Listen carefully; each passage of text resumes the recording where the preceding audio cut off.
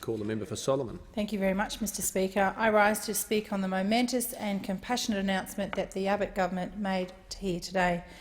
Australia will be assisting in the global effort to help those fleeing conflicts in Syria and Iraq, war-torn countries dominated by the death cult Daesh. We will be helping to resettle an additional 12,000 refugees on top of the 13,750 places currently available in our humanitarian program. This current program will increase to 18,750 in the 2018-19 financial year. Mr Speaker, these 12,000 refugees will, as the Prime Minister said today, will undergo normal security, health and character checks as part of their processing before coming to Australia and being granted permanent protection. Mr Speaker, people should make no mistake. The Abbott government will continue to be tough on people smugglers, but we will be compassionate to refugees who are in most need. The people smugglers are no longer dictating who comes to this country based on who can pay for a boat ride. We are deciding who comes to our country based on who needs protection the most. That's why our focus will be on the women, children and families of persecuted minorities who have sought refuge from the conflicts in Jordan, Lebanon and in Turkey. We also announced today that an additional 240,000 Syrian and Iraqi people will be assisted by Australia through financial support that we will be providing to the UNHCR. We announced today an additional $44 million on top of our current contributions towards the humanitarian crisis in Syria and Iraq.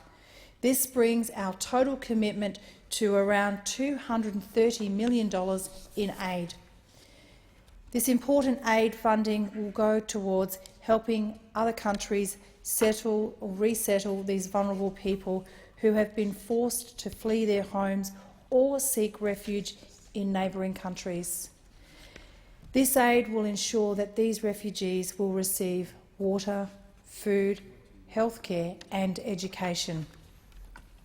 Mr Speaker, I can confirm that I have been in discussions with the Minister for Immigration and Border Protection, Peter Dutton, the Chief Minister and the Treasurer, Dave Tollner, regarding the Northern Territory playing a role in assisting with the Syrian and Iraqi refugee crisis.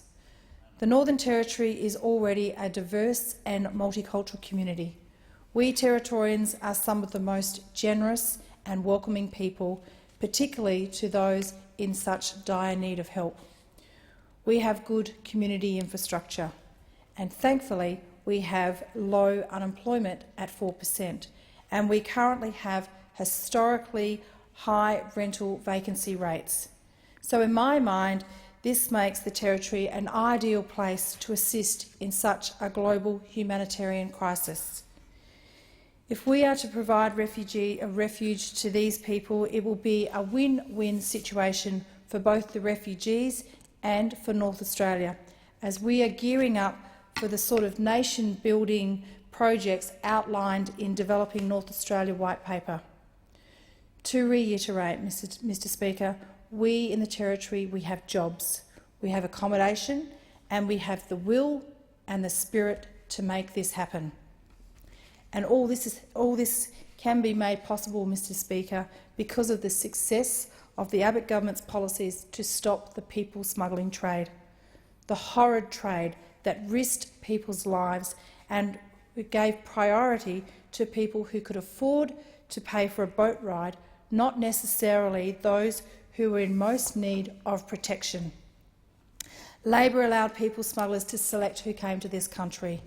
Since the Coalition broke the people smugglers model, Australia has gained capacity to help those in the greatest need.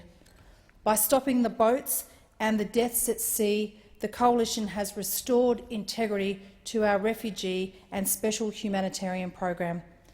Already, Mr Speaker, quite a few community and church organisations have made contact with me looking to assist.